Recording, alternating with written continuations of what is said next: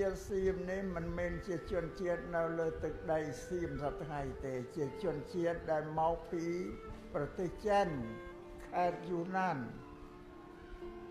សៀមនេះក្រុមកុលសម្ព័ន្ធជាចៅទាំងប្រុសទាំងស្រីរបស់របររស៊ីធ្វើចៅចូលទៅរុករៀនតន្ត្រៀនប្រជាបរិទ្ធចិននៅខេត្តយូណានណាក៏រដ្ឋាភិបាលនៃប្រទេសចិនហ្នឹងគេចាត់វិធានការគេកម្ចាត់ដេញចេញពីស្រុកគេអត់ឲ្យនៅម្ល៉េះហើយជនជាតិសៀមនេះក៏ធ្វើអន្តោប្រវេសន៍ចេញពីខេត្តយូណានមកអន្តោប្រវេសន៍គឺចេញមករកទីតាំងភូមិករនៅថ្មីក៏ដល់អន្តោប្រវេសន៍មកដល់មកនៅលើទឹកដីកម្ពុជាអញ្ចឹងណាដីសៀមសប្តាហ៍នេះដីកម្ពុជាយើងពីសង្គមណាបងហើយនឹងដីរបស់មោនប្រទេសមោនមួយសៀមលេបអស់ជនជាតិមោនហើយនឹងទឹកដីកម្ពុជាទឹកដីកម្ពុជាយើងវាយកបាន37ខែ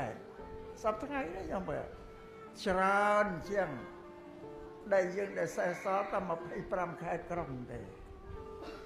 ហើយ25ខេត្តធំនេះมันជាធំប្រមាណទេតូចបោកខេត្តដែលវាយកឲ្យធំណាបងមានវិសាលភាពធំបានទាំងប្រាសាទបុរាណយើងប្រាសាទដែលសាងពីថ្មពីអត់ដែលប្រាសាទនៅលុបបូរីនៅភីម៉ាយនៅអង្គររាជសាតែប្រាសាទយើងទាំងអស់នេះសំជរាបខ្ញុំនិយាយចាតែរឿងអតីតកាលយើងខ្មែរអត់បានគិតទេថាវាកន្លងហួសទៅហើយក៏សុខចិត្តនៅស្ងៀមដែរតែឥឡូវមហិច្ឆតារបស់សៀមមិនស្ងប់ចង់បានលេបទឹកដីយើងឲ្យអស់តែម៉ងបងហើយយើងនិយាយមើលមកតែខ្មែរសូរ៉ែនខ្មែរស៊ីសកេតខ្មែរអង្គររាជខ្មែរប្រជានសោះតែខ្មែរទាំងអស់ដែលសៀមវាមកយកទៅត្រួតត្រាខ្មែរទាំងអស់នោះនៅក្រោមការគ្រប់គ្រងរបស់សៀមមិនដឹងទៅណាបើភូមិកំណើតខ្លួននឹងណាក៏នៅទៅ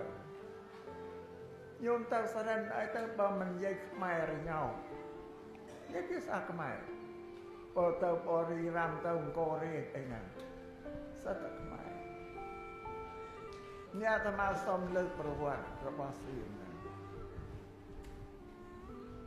គឺមិនចាប់តែបើចង់លេខយកទឹកដីយើងឲ្យអស់លលីពីមុនមានកម្ពុជាក្រោមខ្មែរក្រោមខ្មែរកណ្ដាលខ្មែរលើឥ